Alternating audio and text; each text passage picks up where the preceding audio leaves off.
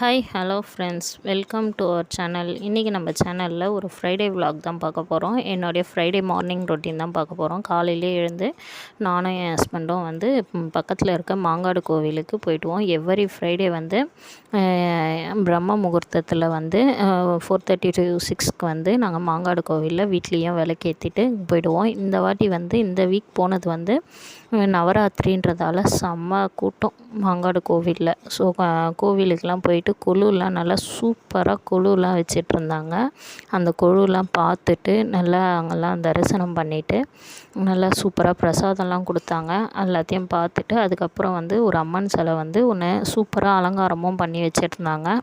அதையும் பார்த்தோம். பார்த்துட்டு நல்லா கோவிலில் காலையிலேயே வந்து பிரசாதம்லாம் கொடுத்தாங்க. சாப்பிட்டு வீட்டுக்கு வந்துட்டோம். வீட்டுக்கு வந்த உடனே நான் வந்து ஃபஸ்ட்டு விளக்கேற்றி சாமி கும்பிட்ருவேன். காலையிலேயே வந்து ஃப்ரைடே வந்து சாமி கும்பிட்ருவேன் எப்பயுமே. அது சாமி கும்பிட்டு அதுக்கப்புறம் தான் வந்து அந்த டேவே நாங்கள் ஸ்டார்ட் பண்ணுவோம். அடுத்து வந்து சைட் பை சைடு வந்து எங்கள் ஹஸ்பண்ட் ஆஃபீஸ்க்கு அனுப்புறதுக்கு லஞ்ச் எல்லாம் ரெடி பண்ணிகிட்டு இருந்தேன். கடலப்பருப்பு ஊற வச்சுட்டு போனேன். ஸோ கடலப்பருப்பு போட்டு உருண்டை குழம்பு வச்சுட்டு சாதம் ஒரு பக்கம் வச்சுட்டு உருண்டை குழம்புக்கு தேவையான அளவு ப்ராசஸ்லாம் வந்து சைட் பை சைட் ரெடி பண்ணிக்கிட்டே இருந்தேன். குழம்பு வந்து கொஞ்சம் கொதி வர ஸ்டேஜில் வெங்காயம் தக்காளியெல்லாம் அரைச்சி ஊற்றி குழம்பு ரெடி பண்ணிகிட்ருந்தேன்.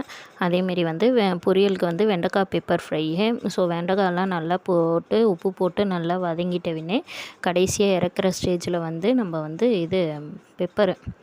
பெப்பர் போட்டு காரம் வேறு எதுவுமே போடக்கூடாது. வெறும் நம்ம போடுற பெப்பர் மட்டும்தான் இருக்கணும். ஸோ அதனால் பெப்பர் போட்டு நல்லா ஃப்ரை பண்ணிவிட்டேன். அதேமாரி வந்து பசங்க ஸ்நாக்ஸுக்கு வடை கேட்டிருந்தாங்க, கடலப்பருப்பு வடை. ஸோ அதனால் அவங்களுக்குமே கடலப்பருப்பு வடை கொஞ்சம் ரெடி பண்ணேன். நான் வந்து இந்த உருண்டை குழம்புக்கு உருண்டையெல்லாம் ரெடி பண்ணி வச்சுருந்தேன்ல, அதுலேயுமே வந்து கொஞ்சம் கொஞ்சமாக உருண்டெல்லாம் எடுத்து போட்டு அதையும் குழம்பு நல்லா கொதி வரணும். இந்த ஸ்டேஜில் கொதி வர ஸ்டேஜில் வந்து நம்ம குழம்பு நல்லா கொதிச்சவினே வந்து உருண்டை போட்டு இறக்கிட்டேன்.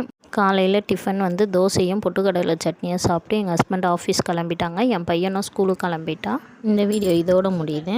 இது வரைக்கும் எங்கள் சேனலை சப்ஸ்கிரைப் பண்ணவங்களுக்கு ரொம்ப நன்றி. சப்ஸ்கிரைப் பண்ணாதவங்க சப்ஸ்கிரைப் பண்ணி பாருங்கள். தேங்க்ஸ் ஃபார் வாட்சிங்.